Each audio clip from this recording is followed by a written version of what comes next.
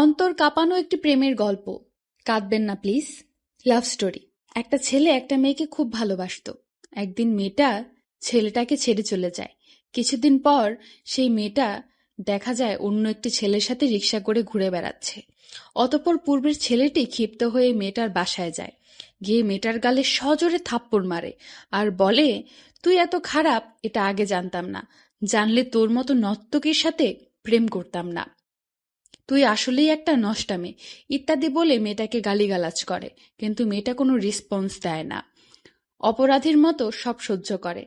যখন ছেলেটা বাসা থেকে বের হয়ে যাবে তখন মেয়েটা বলে উঠল, আবির একটা কথা ছিল।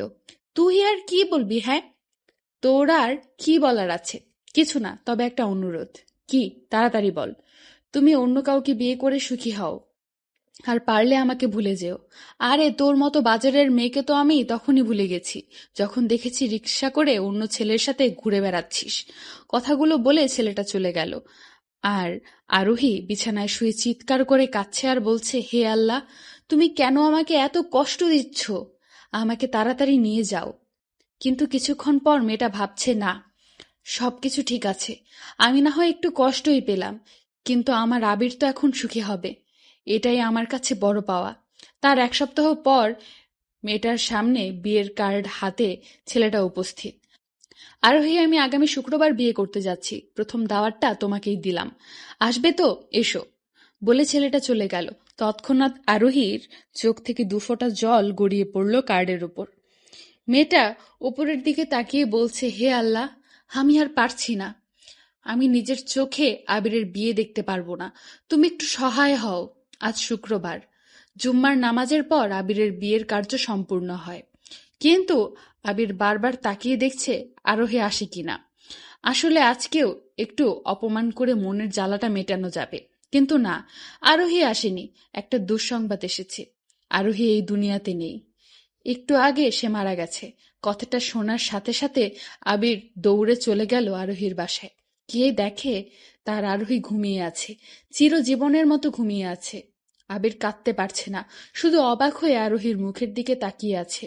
আর স্মৃতির পটে ভেসে আসছে পূর্বের খুনসুটিগুলো। এমন সময় আবিরের ঘোর ভেঙে দিয়ে একটি ছেলে বলে উঠল, ভাইয়া। ছেলেটাকে চিনতে একটুও ভুল হলো না আবিরের।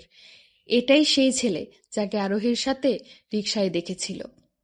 ছেলেটা আবিরের কাঁধে হাত রেখে বলেছে, ভাইয়া, আপনাকে এই চিঠিটা দিতে বলেছিল আরোহী আপু, পারলে একটু পড়ে নিয়েন। তৎক্ষণাৎ চিঠিটা উল্টিয়ে পড়তে লাগলো আবির। জানি তুমি অবাক হবে, কারণ যে ছেলেটা তোমাকে চিঠি দিল সে আমার ছোট ভাই রাফি। ও আমার মামাতো ভাই।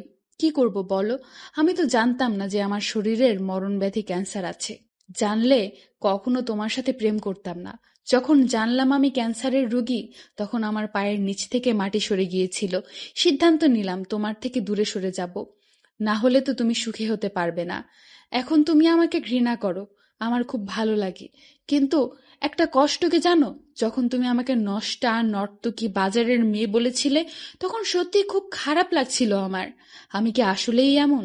যাই হোক, আজকে প্রশ্নবিদ্ধ করতে চাই না তোমাকে। শুধু একটা অনুরোধ, আমাকে যদি একটুও ভালোবেসে থাকো, তবে সেই ভালোবাসার কসম, তুমি বিয়ে করে সুখে সংসার করো। আমি সবসময় তোমাকে সুখী দেখতে চাই, আর এটাই তোমার কাছে আমার শেষ চাওয়া। চিঠিটা শেষ হওয়ার সাথে সাথে চোখের জলে পুরোটা পৃষ্ঠা ভিজে গেল। গল্পটা যদি ভালো লাগে তাহলে কমেন্ট করবেন।